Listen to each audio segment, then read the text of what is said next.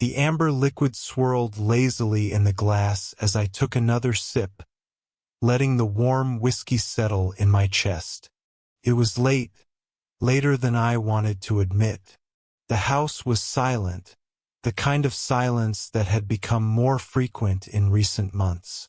My wife, Alina, was away on business again, this time for a modeling event in New York. 2 days had passed, and I had barely gotten more than a few generic messages. I miss you and have a busy day. I love you. I wasn't convinced. Something had been nagging me for weeks. Little things that didn't add up. The way she held the phone in her hand, the distance between us growing, the way she avoided eye contact when I asked about her work. But I told myself I had changed my mind. She was ambitious, always pushing her career forward, and I didn't want to be the jealous husband who stifled her. I sighed, reaching for the remote as my phone buzzed on the table. A text message from Daniel, my best friend since college. Man, I'm shocked at what I saw. There was a link below the text. My brow furrowed as I tapped it. The screen flickered for a moment before loading the page. OnlyFans. My stomach churned. No, this has to be a mistake. But Daniel wasn't the type to send bullshit for no reason. I hesitated for a moment, my thumb hovering over the screen. And then I pressed play. The video loaded, and for a moment I couldn't process what I was seeing. The woman, my wife, kneeled on a plush white couch, her face partially obscured by her long, flowing blonde hair. But I would have recognized her anywhere. The curve of her jaw, the familiar shine of the wedding ring she still wore on her finger, the delicate chain around her neck that I had given her for our 3rd anniversary. And then I saw it. She was holding another man's device, her gentle hands gripping it in a way that made my stomach lurch. My breath caught in my throat. The sound of her voice, soft, hot, full of desire, brought a terrifying wave of realization through me. I've left a link to the clip under video as proof. You can watch it if you're interested. I gripped the glass of whiskey tighter until I thought it might shatter. My pulse pounded in my ears, drowning out everything else. My wife, the woman I had given everything to, was not just cheating on me.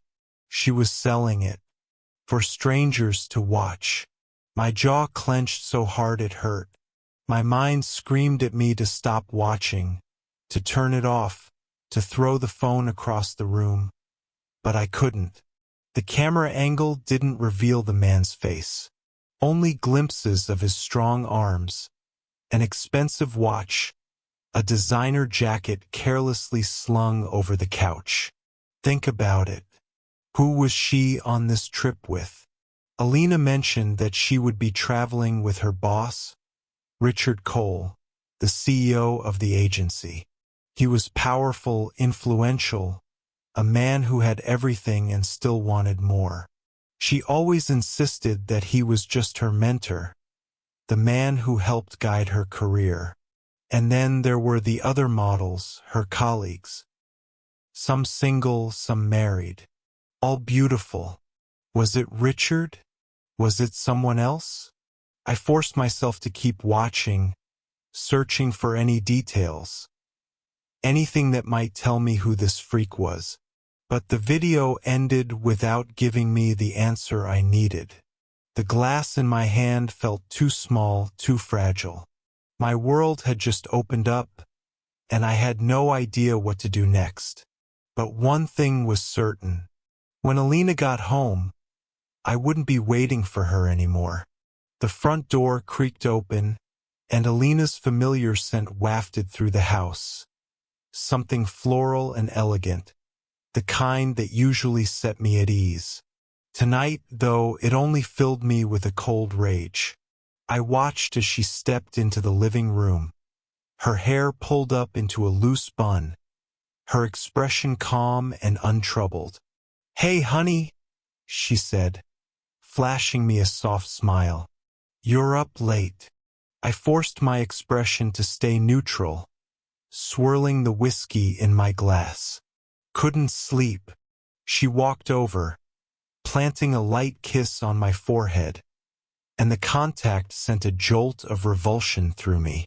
I had to fight the urge to pull away. "Tough day at work?" she asked casually, shrugging out of her coat. "You could say that," I replied, my tone flat. Alina didn't seem to notice the tension simmering beneath my words. "I'm exhausted," she sighed.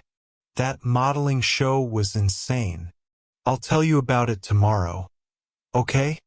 Without waiting for my response, she wandered off toward the bedroom, her footsteps light, her secrets heavier than I'd ever imagined. I watched her disappear down the hallway, anger coiling tighter in my chest. She was acting like nothing had happened, as if she hadn't just spent days selling herself to strangers online and God knew what else behind my back. The next morning, I watched Alina through narrowed eyes as she moved around the kitchen, humming softly as if our marriage wasn't built on a lie. She'd made coffee and scrambled eggs, her expression serene. "Car won't start," she said casually as she grabbed her purse. "I'll take a taxi to work. I'll have the garage look at it later." I nodded, barely suppressing a sneer. "Sure. I'll see what I can do in the meantime." "Thanks, babe," she said, leaning down to kiss me. I turned my head slightly, her lips grazing my cheek instead. She frowned but didn't say anything, heading out the door with a breezy wave. The moment she was gone, I grabbed the keys and headed out to the car. I needed answers, and I wasn't going to wait any longer. The engine sputtered to life after a few tries, and I backed the car into the garage, ready to look under the hood. But as I leaned over to grab my tools, something caught my eye. A flash of black lace peeking out from under the driver's seat. I reached down, fingers brushing against the delicate fabric, and pulled it out. My breath hitched. It was a pair of Alina's panties.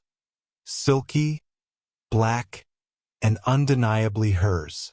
But that wasn't what made my blood run cold. There was a frozen white liquid crusted onto the lace. A mixture of disgust and fury flooded me, and I clenched the panties in my fist, resisting the urge to hurl them across the garage. There was no doubt about what this was or what it meant. She hadn't just cheated on me. She'd done it in our car, the one I'd worked on, the one I'd driven her to countless dates and anniversaries in. I took a deep breath, trying to calm the storm brewing inside me. I stuffed the panties into a plastic bag and threw it into the corner of the garage.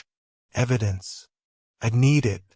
That evening, Alina came home, her smile warm, her eyes bright with that same false innocence.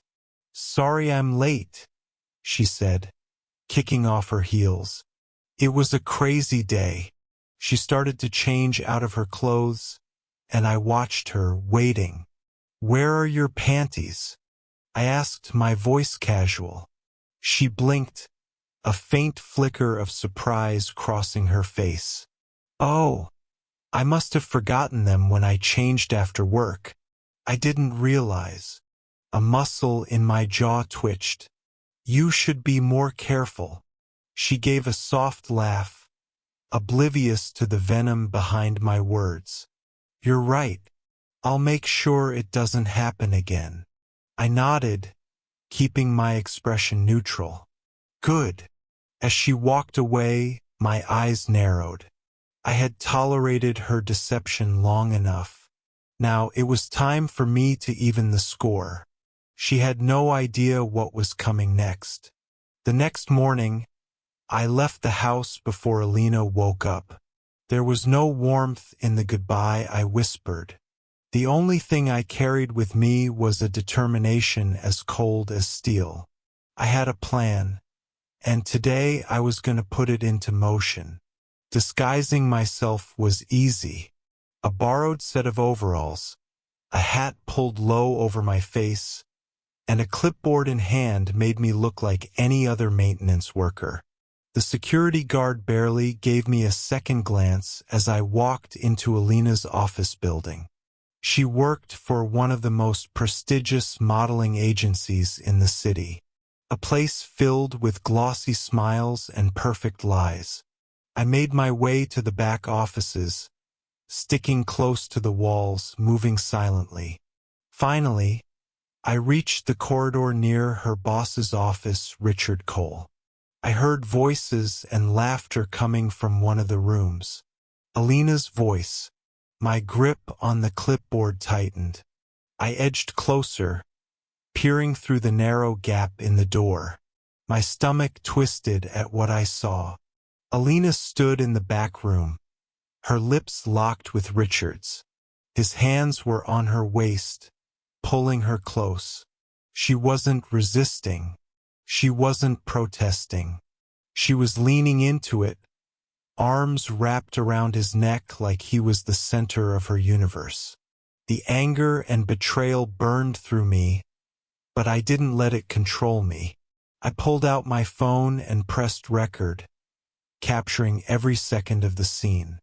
The video caught the way she looked at him, the way she whispered something that made him grin. Once I had enough, I slipped away unnoticed, leaving the building with the evidence I needed to blow her world apart. That afternoon, I made a stop I never thought I'd have to make. Alina's mother, Helen, lived across town, and while we'd always gotten along well, I had no idea how she'd react to what I was about to show her. Helen opened the door with a warm smile that faded when she saw the look on my face. "David? What's wrong?" "We need to talk," I said quietly, stepping inside. I sat across from her in the living room, my hands shaking slightly as I pulled out my phone. "I need you to see this." Her eyes widened in confusion, then horror, as the video played. She watched her daughter kissing her boss, the proof of her infidelity undeniable. When the video ended, Helen sat in stunned silence, her hand pressed to her mouth. "She told me she was going on business trips," I said, my voice tight with controlled fury. "She's been lying to me, cheating. I'm done, Helen. I'm filing for divorce, and she's going to be left with nothing."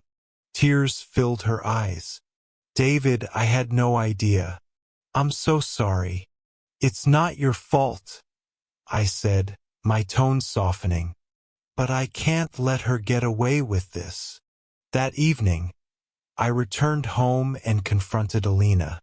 She walked through the door, her eyes widening when she saw the packed suitcase by my side. "What's going on?" she asked, her voice wavering. I tossed my phone onto the table, the video already queued up. "Take a look," I said coldly. She picked up the phone, her face draining of color as she watched the footage. Her mouth opened, but no words came out. "I'm filing for divorce, Alina. You betrayed me, and I have all the evidence I need to make sure you get nothing." "David, please," she started, her voice desperate. "Don't. I don't want to hear it." I picked up my suitcase and headed for the door. "You've made your choices. Now you can live with the consequences." The divorce process was brutal for Alina. She lost everything, the house, the car, the stability I had provided. The agency fired her, unwilling to risk their reputation on a scandal. It didn't take long for word to spread. Alina's reputation crumbled, and she found herself shunned by friends and colleagues. The glamorous life she had built came crashing down, leaving her stranded and alone. I heard whispers that she was sleeping on couches, struggling to find work, and carrying the stigma of a girl of easy virtue. There was no pity left in my heart for her, only a cold satisfaction that she was paying the price for her betrayal. As for me, I walked away with my dignity, my freedom, and the knowledge that I had fought for my own self-respect.